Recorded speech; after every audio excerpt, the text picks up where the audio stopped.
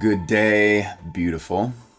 Matt here, and this is day 2 of 30 days of intuitive eating, created by Megan McElroan with Intention Inspired. And we are just going through this course day by day. I am going through it with you, and we are just doing it, showing up 10-15 minutes to go through these sessions to get a little intentional with our food via intuitive eating. So day 1 was open-minded. That was our intention. And we explored a few different things that we will go over again today a little bit. We have both our healthy habit and our week-long challenge that we'll be revisiting each day throughout this week. But Megan has prepared a special lesson for us each day that we get to unpack with her. And so today, let us unlearn subconscious beliefs that have been keeping us stuck by consciously listening to the body.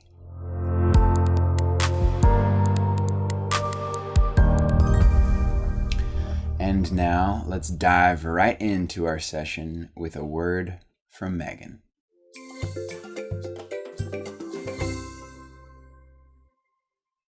Hello and welcome to lesson number 2 in Intuitive Eating Encouraged. Today, our intention is to be more intuitive around food and learn to notice and listen to your hunger and fullness signals. So let's talk more about what that is.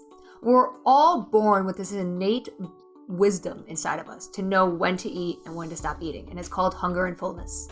And somewhere along the line in life, we stopped listening to it because of weight loss. The desire to lose weight and not trusting that the body knows what it's doing because it's gaining weight. So letting the brain kind of take over and tell you what to do for weight loss, which can lead to things like calorie counting and cutting out food groups and feeling deprived. And so our goal today is not to take any of that away from you. If you want to calorie count, you can, but to have you do something alongside of whatever you're currently doing, which is called intuitive eating. And so intuitive eating really is about listening to the natural signals the body gives us of hunger and fullness. I have a handout that you can look at if you want to, where we have a hunger and fullness scale from 1 to 10.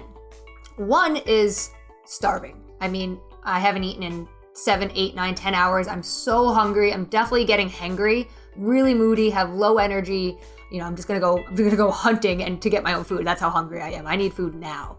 And 10 is the completely opposite end of that spectrum of I am stuffed. I've eaten way too much food. I can't possibly eat again for another 7 hours. That's how full I feel.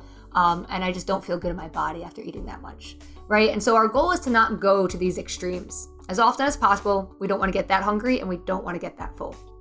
And so the numbers 2 and 9 on the scale are still in those extremes a little bit, but not so badly. And our goal is kind of to stay between a 3 and an 8. So 3 is natural hunger. I'm definitely hungry and I need to eat. Not extremely hungry, just naturally hungry. And a 7, 8 on that fullness scale is I'm full. I'm satisfied. I'm satiated, right? I don't need more for hunger. I might want more because it tastes really good or for other reasons. But when I check in with my body, I know I'm full. And that's what intuitive eating is about. It's about slowing down around your food and checking in with your body more to see, am I hungry? And as you're eating, am I getting full and am I full? And one of the best ways you can do that is by slowing down. And that's what the third lesson in intuitive eating encourages all about, slowing down. So we're going to get into that momentarily. But first, let's talk a little bit more about hunger and fullness and what it feels like to you. So in that handout, you'll see the extremes of 1 and 2 of being really, really hungry and 9 and 10 of getting really stuffed. And then we have like a 3, 4, 5 is natural hunger as you work your way to feeling basically, okay, I'm definitely not hungry anymore, but I'm not full either, right? Like I don't feel like this desire to eat right this second because the hunger's kind of gone away, but you also know you don't feel full. And then as you work your way up that scale from 3, 4, 5, 6, 7, 7's when you start to feel full. You're like, okay, maybe another bite or 2 and I'll be done. And then you hit that 8 and you're full and you're satiated and you don't feel the need to eat more. Again, you might want to eat more because it tastes good or for other reasons, but you don't need to eat more for hunger or fullness, right?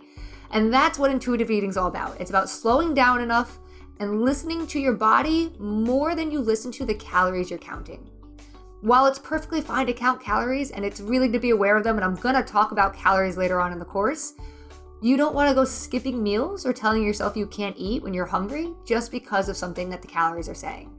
While if weight loss is a goal, we don't wanna overeat calories, it's still better to listen to your body and get really good at listening to your body, because then if you're naturally eating till you're full and then stopping, you shouldn't be overeating calories anyway. And that's our goal, is to learn how to not overeat calories without having to count calories, simply by learning to tune into your innate wisdom of hunger and fullness. So to wrap up, hunger and fullness are signals the body and the brain is sending, right? The brain kind of controls everything, and the brain and the stomach are always communicating. And so when it's been a while since you've eaten and your body's noticing that your stomach and your intestines are emptying out, it'll produce and send out the hormone ghrelin, which is your hunger hormone, your appetite stimulating hormone. And then as you start to eat and start to feel full, once you get to that fullness, your body's going to send out another hormone called leptin, which tells your body you're full, stop eating. And so these hormones, we want to start listening to them, right? They're telling us when to eat and when not to eat. And if we start to really tune into those and listen to them, we can lose weight, or at the very least maintain where you are and not worry about weight gain without having to feel deprived around food, cut out food groups, or skip meals. And so that's your goal today, is to take a little bit of time throughout the day, slow down and reflect on what does hunger feel like to you and what does fullness feel like to you, and then do your best throughout your meals and eating today to eat for hunger and then stop when you're full. And if you have the desire to eat for any other reason than hunger, I recommend talking about it in the journaling prompt area underneath this video, so that way we can discuss a little bit more about it, and I can interact with you and help you through whatever it is that's coming up. All right, in the next lesson, we're going to be talking about slowing down around food, specifically to help you notice your fullness levels while you're eating. I will see you in that lesson. Have a great day.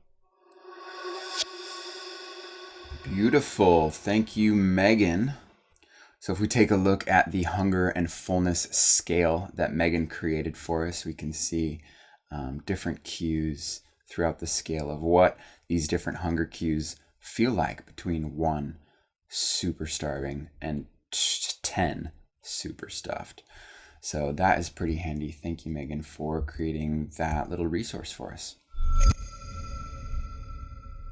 All right, diving into our week-long healthy habit, which is to chew our food as much as possible.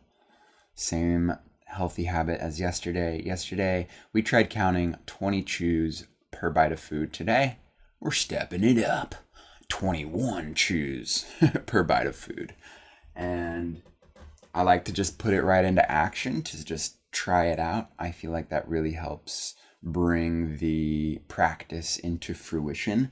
So if you're with me, go ahead and find a piece of food and we'll go ahead and try it out.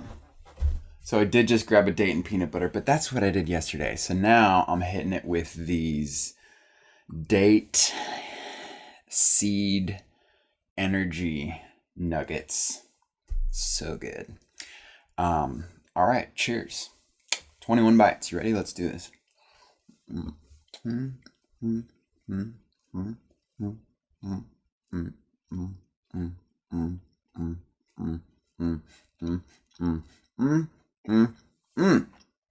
See, with this one, I want to do like 30 chews, because there's like seeds, nuts, and a bunch of kind of chewy stuff. So, wow, that's good. Whoa. One thing I've noticed, just like counting the chews really helps bring awareness into the eating experience. And for me, when it comes to intuitive eating, what are just these simple little things that I can do to just bring more awareness around the eating process, as opposed to just like habitually eating? So I've been writing down a few things that have really worked for me. Counting the chews, definitely one of them. Before I start chewing, just look at the food. Whether it's on your fork or in your hand, just take a pause and look what you're putting in your mouth.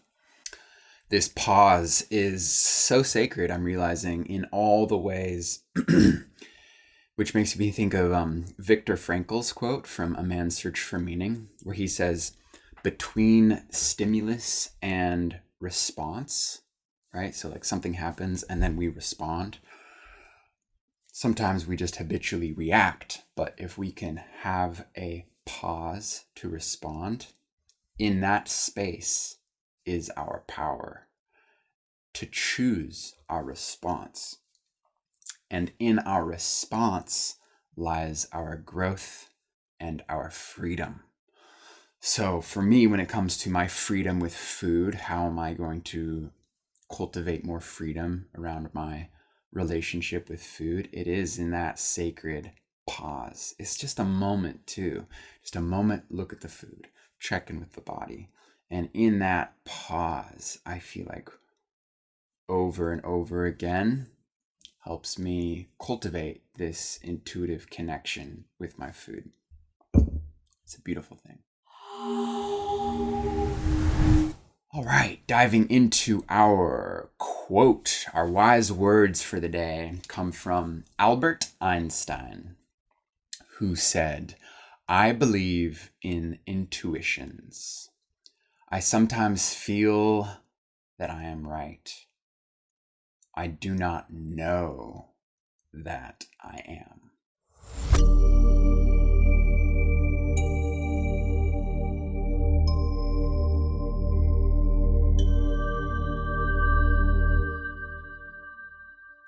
All right, if you have your journal handy, time for a little journal prompt session. Our question to ponder and reflect on is, how does eating slower feel compared to eating urgently or mindlessly? Kind of ties in with our sacred pause, huh? Slowly. So go ahead and hit pause on this if you would like to give yourself a chance to journal on this question. How does eating slower feel compared to eating urgently or mindlessly?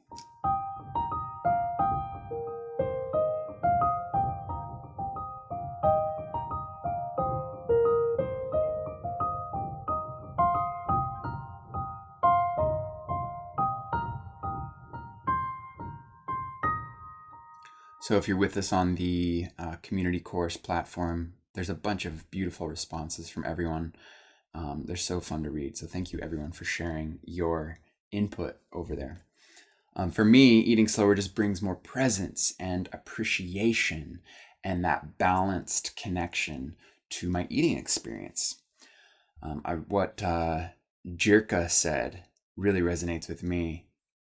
She said, it feels like a sacred moment you can gift yourself as opposed to something to be rushed, so that we can move on to the next thing. It's so true. It's just a relationship with whatever the experience is makes it either a stressful situation or a sacred, life-giving situation. And for me, slowing down really helps when it comes to creating that sacred connection with my food.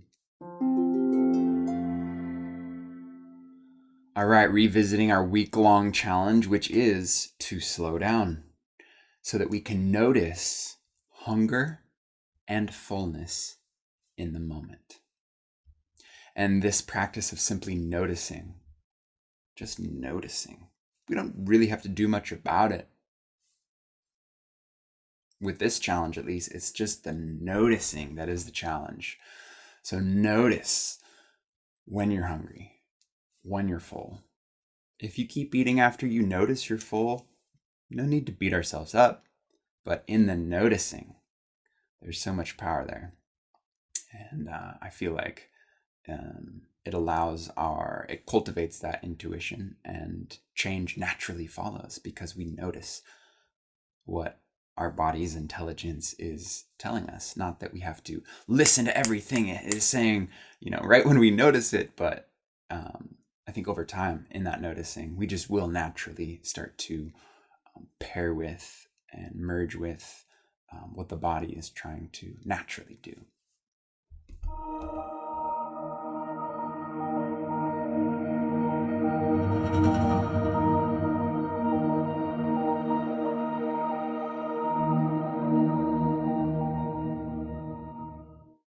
And that wraps it up for today's intentional session on being intuitive when it comes to our intuitive eating. Thank you so much for joining us. There is a link in the description if you would like to share what came up for you in this at our course activity feed. Otherwise, thank you so much for just tuning in. Share with a friend if you feel so inspired. If you think someone else would like this journey of intuitive eating, please share it with them. Let's spread the intention.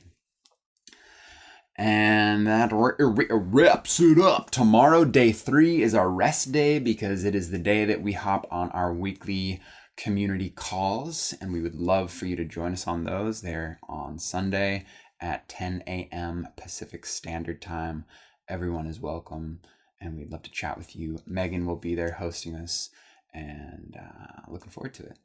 So until then, I trust you will have a little more sacred pause, space, tuning into your intuitive body wisdom. Peace and love.